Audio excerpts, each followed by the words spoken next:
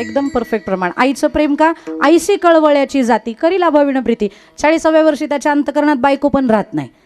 लग्न झाल्यानंतर फार तर फार वर्षभर बायकोवर प्रेम राहतं. वर्षभरानंतर बायको सुद्धा नकोशी होते. 6 वर्षानंतर तर म्हणतो हिला नसती करून आणली तर बरं झालं असतं.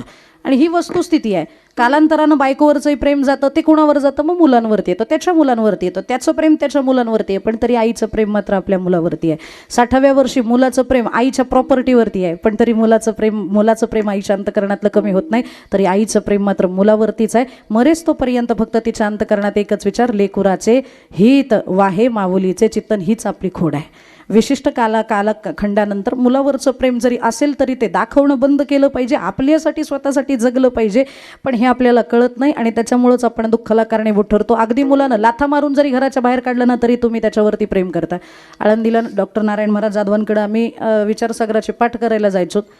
अचानकच 2 महिने आम्हाला एक मावशी आमच्याबरोबर पाठाला बसतायत असं कळलं, पण त्या मावशी नुसत्या पाठाला बसायच्या नाही तर जेवायला सुद्धा जी मधुकरी आम्ही मागून आणायचो ना, महिलांना आळंदीमध्ये मधुकरी मिळत नाही, पण आम्ही आपली सेटिंग लावून 5 घरं ठरवली होती, त्याच घरांनी आम्हाला मधुकरी द्यायची. पण आमच्या त्या मधुकरीमध्ये अर्ध्या भाकरीला ती मावशी ज्या वेळेला जोडी यायला लागली त्यावेळेला मात्र विचार करायला भाग पडलं त्यांनी आम्हाला. मावशी तुम्ही घरच्या तर चांगले दिसताय, अंगावरती दागदागिने दिसत आहेत, मंगळसूत्र आहे, कानातला आहे, हातात पाटल्या बांगड्या दिसतात, पण तरी सुद्धा आमच्या मधुकरीतलंच का वाटून खाता? एका दिवशी तुम्हीच आम्हाला जीव घाला ना, पण हे असं का? त्यावेळेला त्या मावशीनं सांगितलं की माझी थोडीशी अडचण आहे म्हणून मधुकरी खावी लागते. घरातल्या तर चांगल्या दिसतात, कधीतरी मुलाला फोन करा म्हणे, त्याला तर करता येत नाही का? म्हणे तोच यात्रेला आला आणि मला इथं सोडून निघून गेला. मग तुम्ही माघारी का नाही गेल्या? म्हणे त्यानं जर मला सोडायच्या हेतूनच तो इथं आला होता, तर माझी त्याच्या आयुष्यामध्ये अडचण आहे हे मला कळून चुकलेलं आहे, म्हणून मी माघारी जात नाही. आम्ही 2 महिने ते सहन केलं, पण म्हणलं एवढ्या चांगल्या घरातल्या बाईंना असं राहणं रस्त्यावरती हे काही योग्य नाही, म्हणून आम्ही पोलीस स्टेशनमध्ये कंप्लेंट करा असं त्यांना सुचवलं. त्या काही पोलीस स्टेशनमध्ये जाईनात. पोलीस काकांना आम्ही त्यांच्याजवळ बोलून आणलं आणि त्यांना सांगितलं जरा विचारा, म्हणजे मावशी पत्ता बित्ता सांगतील, फोन नंबर देतील, त्या मुलाकडे आपण पोच करू त्या मावशीला. का म्हणून या वयस्करपणामध्ये असे हाल? त्या मावशीला 2 तास ते पोलीस कॉन्स्टेबल प्रश्न विचारत होते, मावशी तुम्ही कुठं राहता, कुठल्या गावच्या, मुलाचं नाव काय? 2 तास त्या बाईनं काहीच सांगितलं नाही. आणि मग नंतर ते निघून गेले शेवटी वैतागून पोलीस. ते म्हणले ती काही सांगत नाही मावशी, काही तुम्हीच बघा काही असेल तर.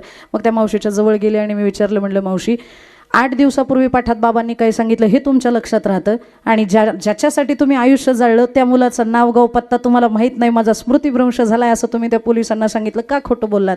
त्यावेळेला त्या मावशीनं सांगितलं, बाई माझा मुलगा कुठं राहतो, त्याचं गल्ली नंबर काय, त्याचा फ्लॅट नंबर काय, त्याच्याकडे 2 मोबाईल आहे, त्या 2 मोबाईल नंबर जे आहेत ते पण माझे पाठ आहेत, पण मला त्या पोलिसाला द्यायचे नव्हते. म्हणलं का? काय अडचण आहे? ज्या मुलानं तुम्हाला एवढा त्रास दिला खाऊ द्या ना 2 फटके, त्याला फटके मारत तुमच्यापर्यंत आणतील आणि पाया पडून तुम्हाला घेऊन जातील, बोलवा ना त्याला.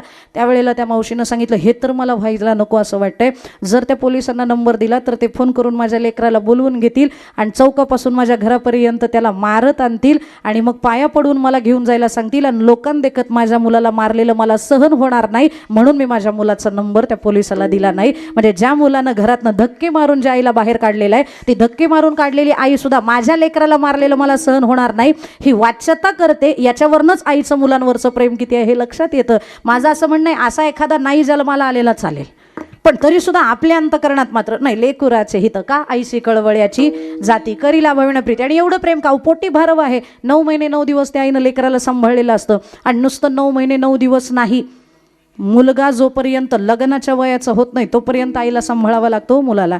एका मुलानं आईला प्रश्न केला, काय गाई दरवेळेला उठते आणि म्हणते मी तुझ्यासाठी काय केले माहिती आहे का, मी तुझ्यासाठी काय केले माहिती आहे का, किती खस्ता खाल्ल्यात माहिती आहे का, 1 टाइम सेटलमेंट करून टाकू, तुला किती पैसे पाहिजेत बोल, पैसे घे, पण परत मला हे म्हणू नको की मी तुझ्यासाठी काय केले माहिती आहे का. ती म्हणली जमतंय ना 1 टाइम सेटलमेंट करू. म्हणे किती पैसे द्यायचे तुला? म्हणे पैसे देऊ नको, फक्त आजची 1 रात्र माझी सेवा कर. तू तुझ्या बायकोनं जर आजची रात्र माझी सेवा केली तर उद्यापासून मी तुझ्या घरी राहणार नाही, फक्त आजची रात्र सेवा कर. हा म्हणलं जमेल. रात्रीचं मग त्यानं आपल्या बायकोला सांगितलं की बाबा आईनं सांगितलेलं आहे सेवा करायची, विचार तिला काय सेवा करायची. सुनेनं विचारलं, सासूबाई काय सेवा करू, पुरणपोळी करू की काय करू? तिला आनंदच ना. का जाणारे नाही, उद्या सकाळी जाणारे, काय करू सांगा, तुमच्या आवडीचं काही बनवू का? काही नाही म्हणे, रोज बनवते तेच बनव, फक्त आज दोघं नवरा बायकोंनी माझ्या पलंगाच्या खाली झोपायला या. बरोबर म्हणे, ठीक आहे. मग तिनं अंथरुणं पांघरुणं आणली, त्या सासूबाईच्या पायथ्याला टाकली. 12 वाजेपर्यंत सासूबाईंनी काही हाक मारली नाही, पण 12 वाजता हाक मारली मुलाला, दाद्या उठ रे, मला जरा तहान लागली, पाणी आण. आणतो म्हणला. आई आणतो का? उद्या सकाळी जायची ना, आणतो. उठला, तांब्या भरून घेऊन आला.